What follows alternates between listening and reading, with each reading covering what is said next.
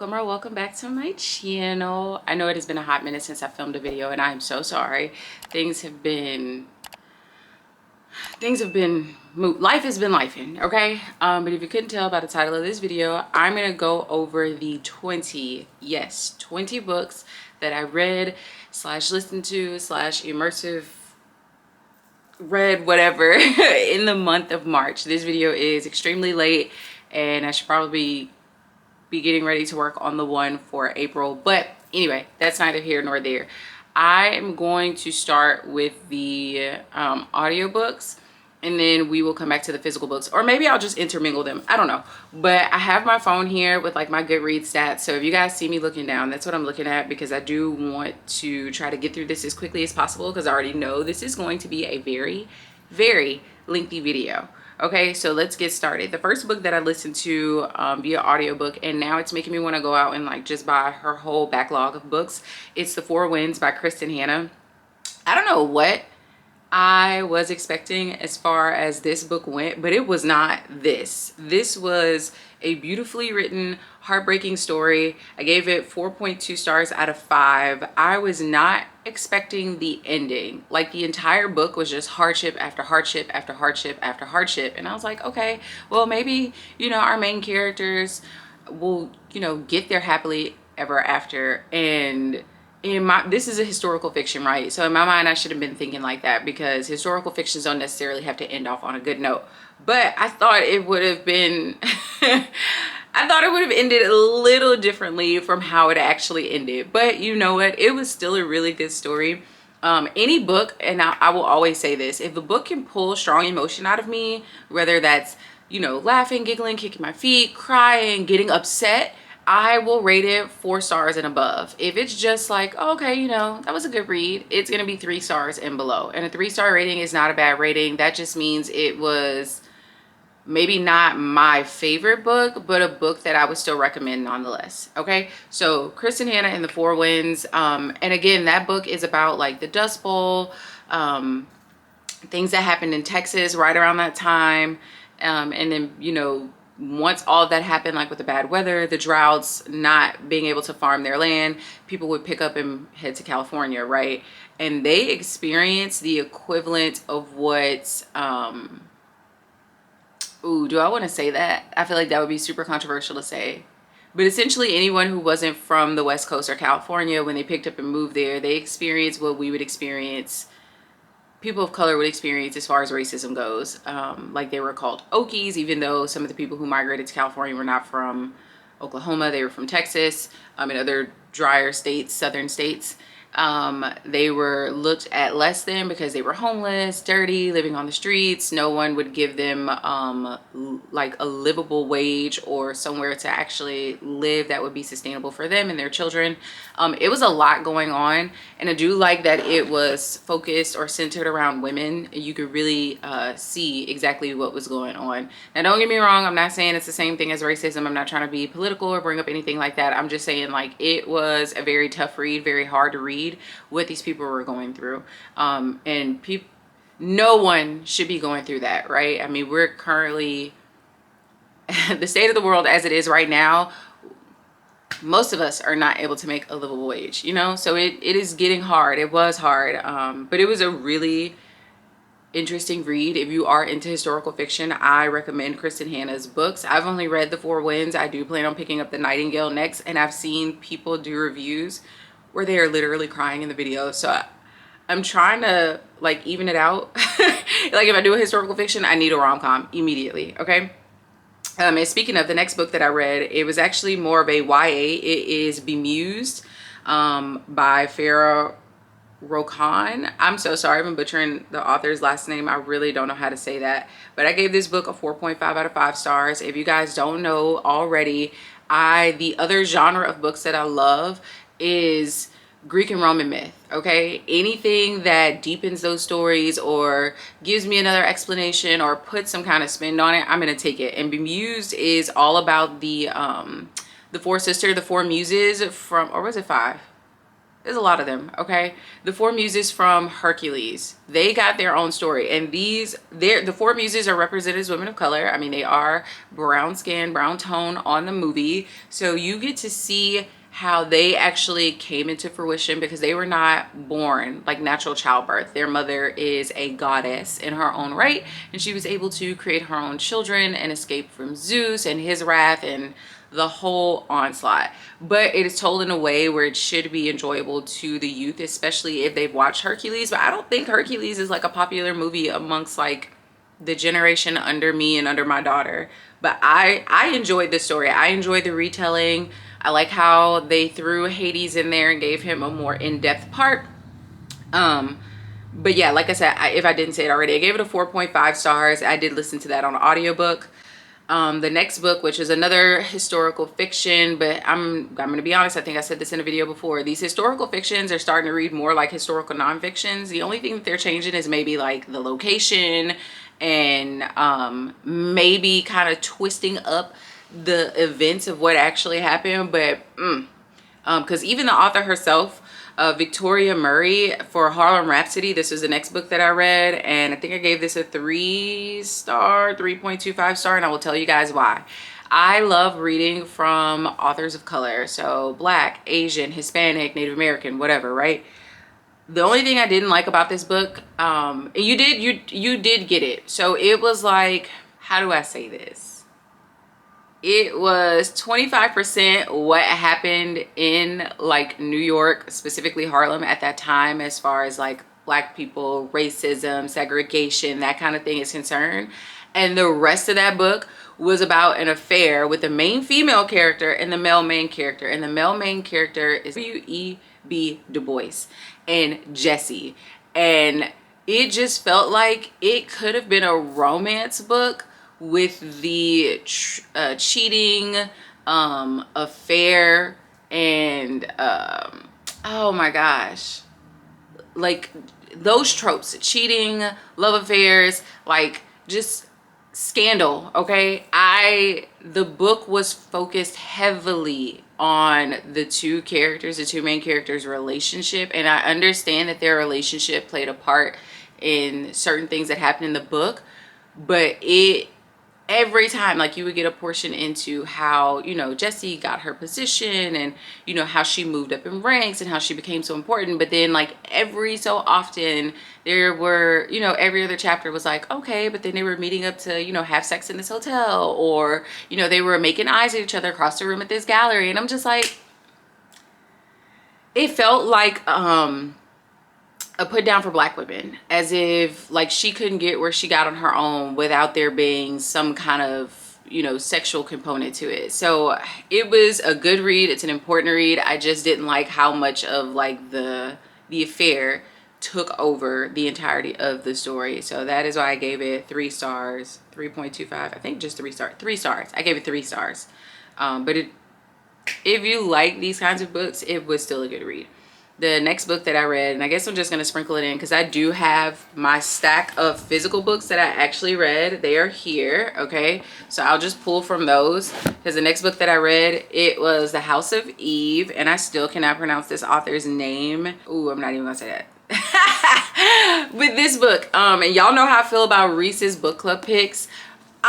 Based on the cover, I was not expecting this book to be about what it was about, and it was heartbreaking. Okay, I am just gonna read you guys the synopsis on the back, because like I don't read the synopsis, I just go into the story blind, but I've already read the story, so I can read the synopsis to you guys if you are interested. And this does fall into historical fiction or women's literature, whatever you want to call it. But it says, in 1950s Philadelphia, 15-year-old Ruby Pearsall is on track to becoming the first in her family to attend college, but a taboo love affair threatens to pull her back down into the poverty and desperation that has been passed on to her like a birthright. Eleanor Quarles arrives in Washington, D.C. with ambition and secrets. When she meets the handsome William Pride at Howard University, they fall madly in love. But William hails from one of D.C.'s elite, wealthy Black families, and his parents don't let just anyone into their fold. Eleanor hopes that a baby will make her finally feel at home in William's family and grant her the life she's been searching for. But a baby and fitting in is easier said than done. With their story colliding in the most unexpected of ways, Ruby and Eleanor will both make decisions that change the trajectory of their lives. This was beautifully written. You do get several different point of views, but again, the main characters are going to be Eleanor and Ruby. Eleanor is a grown woman at this point, or college age, and then you see her as a grown woman, and then Ruby is a teenager. And again, I was not expecting this story to be what it was. I did do immersive reading for this book. Heartbreaking, but so good. I gave this a 4 stars. 4 stars. So yes, pick it up, okay? It was a really good read. The next book, and it's another physical book that I have. I had to take a break from the historical fiction, y'all, because I was, I guess, in my sad girl era all of March, okay? I gave this a 3.75 out of 5 stars, and it is a little... I'll tell you why I gave it that rating in just a second, but this author is one of my auto-buy authors, and I do love her writing. I think it was only one book of hers that I didn't like, and I still have it, and it's called Not in Love, but Ali Hazelwood's Deep End. This is her first like sports college romance. Most of her books takes place in college. The main characters, female and male, are always in like some kind of STEM field. She did do a YA, and that was Check and Mate, and I did like that one. I liked it way more than I like this one. The one thing that held me back from giving this 4 stars was the female main character's best friend and how she threw her under the bus. If you have read this, you know exactly what I'm talking about. I did not like that character, and that is what kept me from giving this 4 stars. But Ali Hazelwood did a good job with this book. It does have some very, very interesting tropes, okay? And she's spicy. She's spicy. If you guys are not ready for that, do not pick this up. But this is a good book. So I'll read what it says on the back, because this book is about a competitive diver and a swimmer. Apparently those are 2 different sports in the water world, or the water sports, okay? Diving and swimming are 2 different things that require you to use different sets of muscles, etc. Okay, so it says Scarlett. Oh, so it's Scarlett and what is his name? Lucas. I did love Lucas. Lucas is a really good book boyfriend, if that's how you guys rate things. But it says Scarlett Vandermeer is swimming upstream, a junior at Stanford and a student athlete who specializes in platform diving. Scarlett prefers to keep her head down, concentrating on getting into med school and on recovering from the injury that almost ended her career. She has no time for relationships, at least that's what she tells herself. Swim captain, world champion, and all-around aquatics golden boy Lucas Bloomquist, I think is how you say it, thrives on discipline. It's how he wins gold medals and breaks records. Complete focus with every stroke. On the surface, Lucas and Scarlett have nothing in common until a well-guarded secret slips out and everything changes. So they start an arrangement, and as the pressure leading to the Olympics heats up, so does their relationship. It was supposed to be just a temporary, mutual, satisfying fling. But when staying away from Lucas becomes impossible, Scarlett realizes that her heart might be treading into dangerous waters. I know this book and some of the topics are very controversial, but I did enjoy this, and I did immersive reading with this one as well. I did have the audiobook on Libby, or was it Hoopla? One of the immersive reading platforms that I tend to use. But this is a beautiful edition of this book. It has like the water droplets. It has some sprayed edges to look like water, I guess, rippling. And there is like some end card art. I think I showed you guys this when I picked this as one of my reads. But this was I like this. I did like it. Again, the only thing I did not like was Scarlett's best friend. I think her name is Penelope. I did not like her. She was a grade A biatch for doing what she did. And again, I'm not going to spoil it if you haven't read it. If you have read it, you know exactly what I'm talking about. But yes, I gave this 3.75 out of 5 stars. Would have given it 4, but we're going to move on, okay? I digress. The next book that I listened to was Margot's Got Money Trouble, and I gave this a 3.5 out of 5 stars. The only reason why I gave this a 3.5 out of 5 stars because this whole scenario was like insane. The whole book was like insane. It is something that I can actually see happening in real life. But essentially the main female character, Margot, she is, oh my God, was she in high school? Did she even go to college? she's a teenager who got pregnant for, she did go to college. She's a teenager who got pregnant for her professor at a community college or like a school or something like that. Or he was a professor. I don't know if she actually got, I can't even remember if she actually got into the college because I read this at the very beginning of March. But essentially she gets pregnant. She's trying to take care of her baby. Her dad moves in with her. Her dad is a ex-pro wrestler who's in the Hall of Fame, but he's addicted to like drugs, you know, as the saying goes. And she decides to do OnlyFans to help support her in her lifestyle. Well, shit hits the fan because the guy's family, the guy she got pregnant for, the guy's family decides that she's a liability. They make her sign an NDA. They give her money to keep her quiet and keep her away. And she decides to supplement that with OnlyFans. She tells her dad. Her dad was upset about it. Then he comes around and he gives her tips on how to, you know, make that career last and make more money from it. Her mom, who is marrying a pastor, is not happy about it. So it is just madness all over the place. The pacing was not the best, which is why I think I gave it a 3.5 out of 5 stars.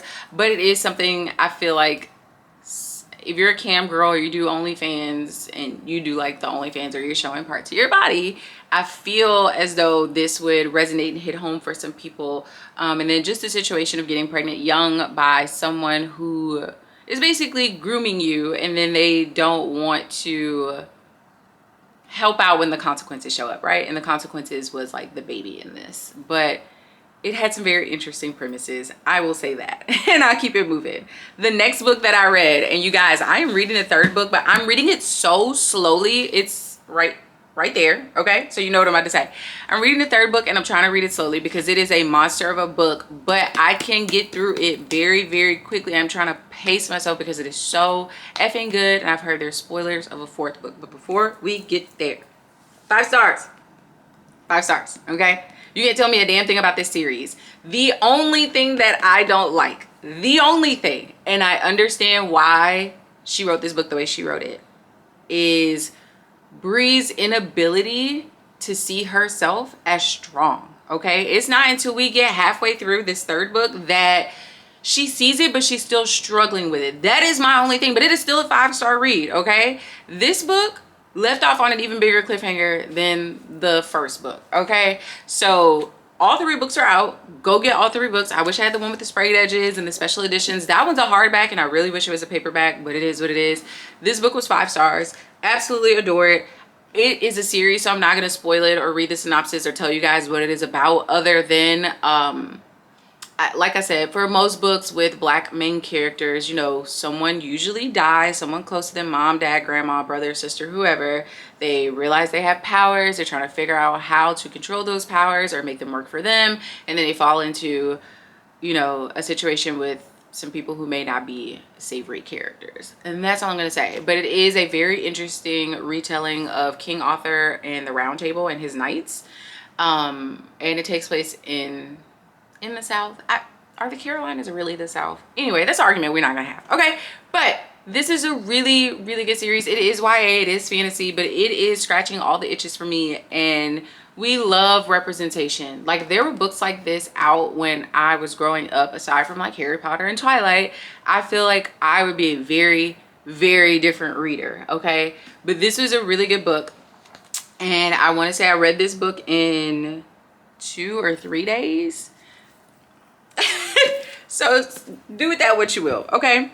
The next book that I read, and this one was super, super, super hyped up, and I'm trying to figure out why, because to me it was just okay.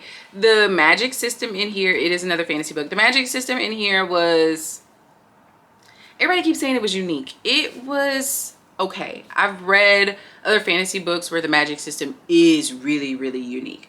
And I gave this book 3.7. I'm looking now because I got the Goodreads thing here. I gave it 3.75 stars out of 5. And that is One Dark Window.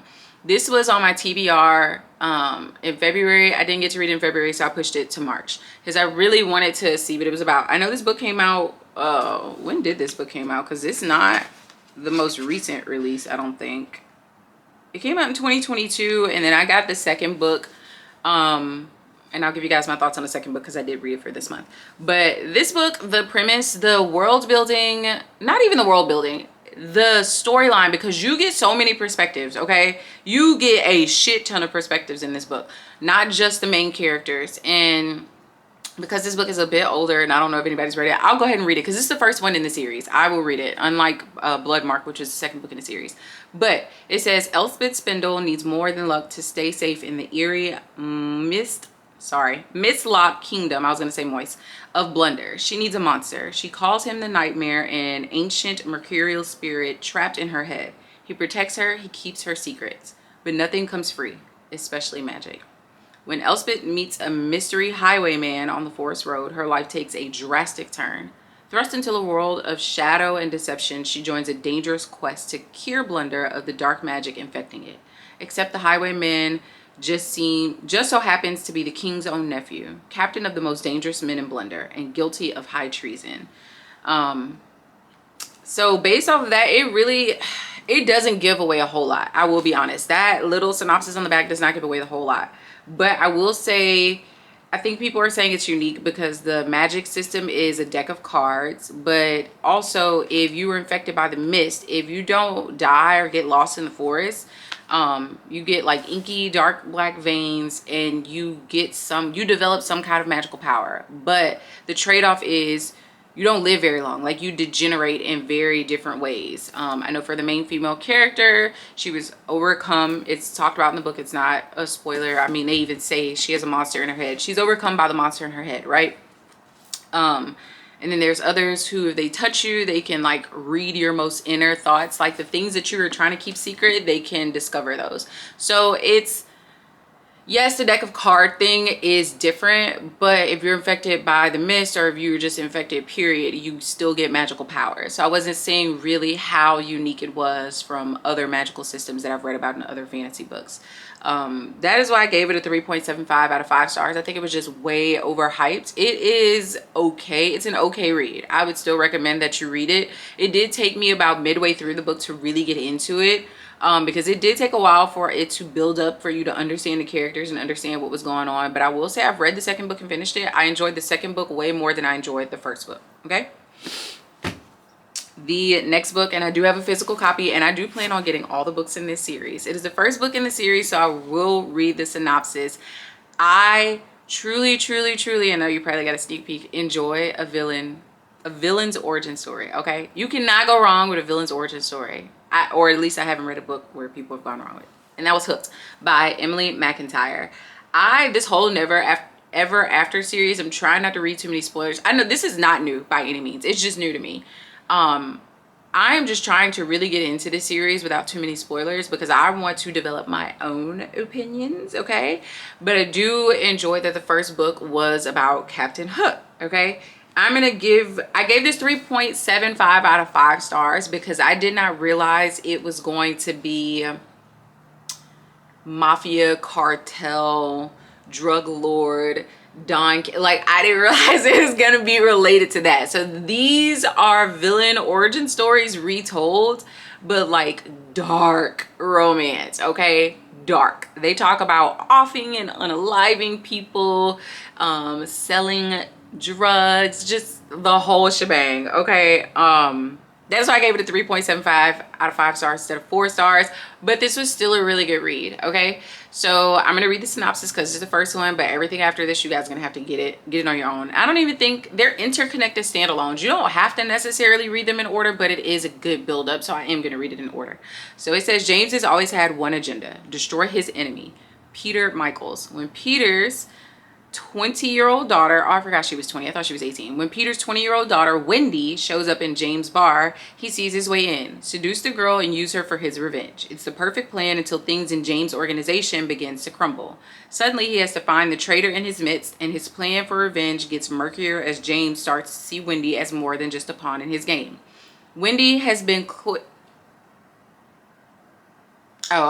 Wendy has been cloistered away most of her life by her cold, wealthy father, but a spontaneous night out with friends turns into an intense and addictive love affair with the dark and brooding James. As much as she knows James is dangerous, Wendy can't seem to shake her desire for him. But as their relationship grows more heated and she learns more about the world he moves in, she finds herself unsure if she's falling for the man known as James or the monster known as Hook. that's all y'all getting out of me, okay? It was very quick. I want to say I finished it in one day. I read this in one freaking day. It's under 300, it's 330 pages exactly. I read this in one day. This was really interesting. The premise is really interesting. But now that I've read this one, I kind of have a different expectation going in with the rest of the books. I do have the next one, which is Scarred, and that is a Lion King retelling from Scar's, Mufasa's brother's point of view. And I can't wait to get into it. So that's that one. The next one that I listened to was Clap When You Land, and I did not realize this was a retelling about what happened on 9/11. And it got sad really fast. But what it is, it's a collection of, no, not a collection. It is poetry, but it's written and read like an actual book. Like, probably not this book, but like a book, okay? It was a beautiful story, very, very heartbreaking. And 9/11 brings up some strong emotions for me because I was actually alive at that time. I was in elementary school when that happened. And I've actually, let's just say the ties to that one is sticky, okay? I gave it 4 stars though, and I got through it pretty fast. I want to say it took me a day and a half to finish reading it. I did have to put it down because it was heartbreaking. And essentially the premise is the 2 main female characters in the book, they are fathered by the same man, but they have different mothers. And one of them stays in, is it the Dominican Republic? It's either the Dominican Republic or Puerto Rico, one of those. But one of the girls that is her home, and then the other girl, she's stateside in New York. And they are alike in more ways than one, and their father is the person who actually ends up passing away in that plane crash on 9/11 in New York. And that's all I'm going to say about it, but it was really good. I gave it 4 stars. The next one that I read, and I did not realize this because, again, I told you I just go off the vibes when I pick up books. I do not read synopses. Sometimes I'll look at blurbs, but that is about it. But it is Cassandra in Reverse. I gave this 3.75 out of 5 stars because I had no idea that the book would pertain to mental health. In particular, someone who is autistic on the spectrum. She can actually see colors.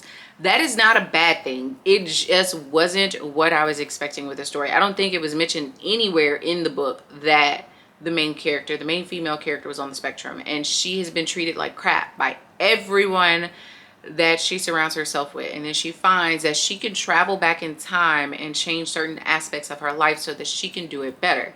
The only problem with that is because she's on the spectrum and she's a bit of a perfectionist, she takes it a bit overboard. She will redo the same moment several times before she gets it right, okay? And I feel like it's an abuse of a power that would be really cool to have, but also I understand because the female main character is on the spectrum and she is a perfectionist. And it also takes place in the UK, so I love that the narrator for the book had a UK accent. But again, not a bad book, just not what I was expecting. So maybe I should start reading the synopsis and the blurbs, huh? Let's see, the next book that I read, and this was a continuation of a series. I had no idea it was a series until I saw that the book was available, but it is After You. It is the second book in the Me Before You series. The Me Before You series, or the first book, brought I was so sad, like I wanted to cry. And then I watched the movie, and the movie, you know, they always leave stuff out when they turn books into movies or TV shows because they can't do all the freaking details.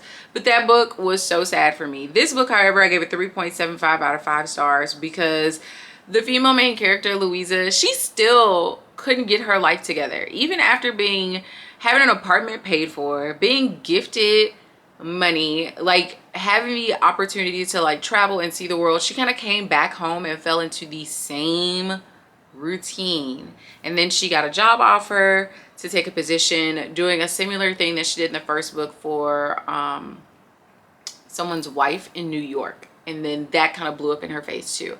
So I think it was just that she had, you know, opportunity and means towards the end of the book and the beginning of this book, and then she just kind of like, I still don't know what I want to do. And it was just like, girl, you are in your 30s, like figure it out, okay? I know sometimes it takes people a while to figure things out. I'm still figuring things out, but like, you have time and money. I don't have the money, okay? But yeah, 3.75 stars out of 5 stars. If that was an overly harsh or critical review of the book, it is my opinion. You are entitled to your own, just as I am entitled to my own, okay? If you don't agree, that's totally fine. The next couple of books, it's 1, 2, 3, 4. There's 4 books. I know there's a 5th one coming out April 30th. I will be reading that.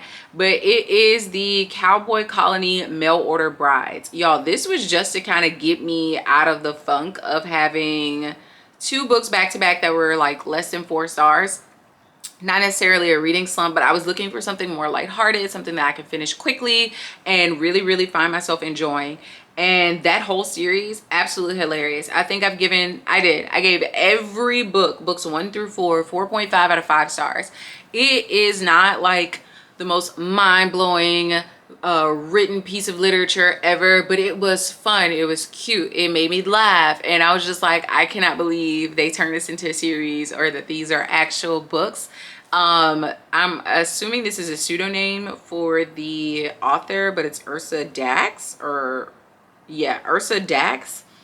I'm gonna assume that's not their real name. But this series was absolutely hilarious and very spicy. Okay, but the spice, it happens towards the end of the book. Like, there's obviously some buildup, and they are quick reads. Those are my Kindle Unlimited picks, so I read those on Kindle, and I am so looking forward to that 5th book. Okay, because the way the 4th book left off, or the 3rd book, I need that story. Okay, it is super cute, super cute. The next book that I read, this falls more under like my self-help,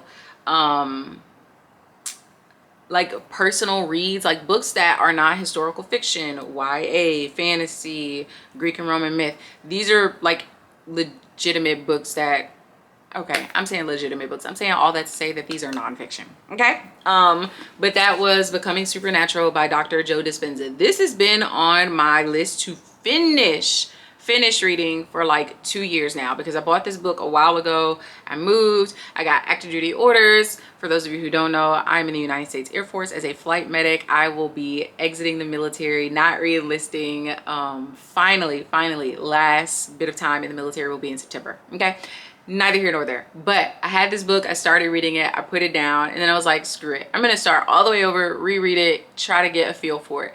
I do like some of the things that are talked about in this book, but I'm not gonna get all that deep into it, because again, it is a nonfiction book, and it has different tropes that maybe not everybody will find interesting. I, however, did find some things interesting, and I gave it a 3.5 out of 5 stars. There were some things I was just like, and then there were other things I was like, okay, that makes sense. But if you're interested in those kind of books, you can pick them up. I always try to sprinkle in at least one, just to give it some balance, you know, to my TBR. The next book that I read, and it was a continuation of a series, and it's still Me from the Me Before You series, book number 3. I gave this one 4 stars because Louisa finally got her life together in her happily ever after, and I was thrilled, okay? Thrilled. I finished this book in 2 days. And if you guys want to know what it's about, go and pick up the series. I'm not gonna spoil it for anybody. The next book, the last 2 books actually, and you guys again, it took me a little minute, okay? It took me a minute. But Kennedy Ryan, her books, her writing, chef's kiss, phenomenal, 100 out of 100, however you want to say it, she gets all the stars, okay? This book in particular, though, I gave it a 3.75 out of 5 stars instead of 4 stars, because I feel like we got this beautiful build-up. We got to meet the female main character, we got her backstory, we got the male main character, his backstory, and then we got them coming together, them working together, them falling in love. And then, you know, something happens with the female main character where she succumbs to an illness that she's been trying to hide for a long time. And you know, her best friend, how her best friend comes in and helps her out, and then how the male main character comes in, swoops in and helps her out, you know, flies her mom in on a private jet so that just so she could have her mom there, right? And then there was like a little chunk, just a little chunk, that's what stopped it from giving me 4 stars, where it just like ended very abruptly, like it was fade to black. Now I might be a little naive and maybe not know this. Maybe there's going to be a part 2 to this particular book, or maybe another interconnected like book, so we can kind of pick up on it. I just did not like the way that it ended, because I'm like, what did they finish filming the movie? Like what happened? Obviously they got happily ever after.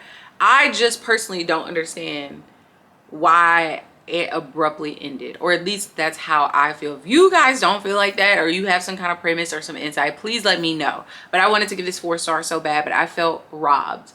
I think there may be a second book, because the way that it's in here in Goodreads, it says Hollywood Renaissance #1. So maybe there's a second book. So I might, depending on if there's a second book or not, I might change my rating. But I was so fucking pissed, because I was like, wait a minute, no. I was like trying to go back into the audiobook and make sure it didn't like skip over chapters. There were no more chapters, okay? It just ended. But Kennedy Ryan still writes really good books. Like I said, if it pulls a strong emotion out of me, it gets a 4 star and above, and I really want to give this a 4 star, but I need to know if there's a second book. If there's a second book, I will change my rating. If there's not, it will stay at a 3.75. Okay.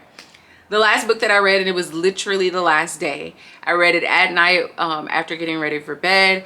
And I know this was released for February, but I read it in March. It is The Walrus by Abby Jimenez. I gave it 4 stars. It was one of those quick like little novella stories, but it had a lot of depth for me for a novella. Okay, it was a really cute, okay, not cute, because Abby Jimenez, she tricks us, right? She does these beautiful, flawless, fun covers, and then the books have like hard-hitting tropes, things that just like make you go, or like you need tissues because you're gonna cry. But as the female main character and the male main character, they got their happily ever after, which is why I'm saying a cute, fun story. But the premise in the book, the female main character is being stalked so much and so hard, to the point where she is terrified of like her own shadow. She found a remote work from home job. She will not leave her apartment. She's had to change her apartment several times. She had to move all over the city. She has a friend who's helped her out. And it just, I was like, damn, like men are really not all men, but some men, a good majority of men are fucking trash. They are terrible. Okay. But the male main character came in and like really, like she saved herself. I'm gonna say that before I say anything else. The female main character saved herself, but the male main character was an addition, a really good addition to her being able to do that, which is why I gave this 4 stars out of 5. And Abby Jimenez is also an auto-buy author for me, along with like Taylor Jenkins Reid, Christina Lauren, Tracy Dion, Tomi Ayodemi. I'm still not sure if I'm pronouncing her name correctly, but you guys get the gist. But all that to say, I'm gonna show these stack of books, because that was 20 books, you guys. That was 20 books, and only 1, 2, 3, 4, 5, 6 of these were actual physical copies of the books that I own. But that was my March reading wrap up. You guys, please let me know. I know my video is super late, but please let me know how March was for you, how many books you read, if you really enjoyed some books, if there were 5-star reads, 6-star reads, like books you would sell your soul to reread again. Interact with me in the comments down below, and I will see you guys in the next video. Bye.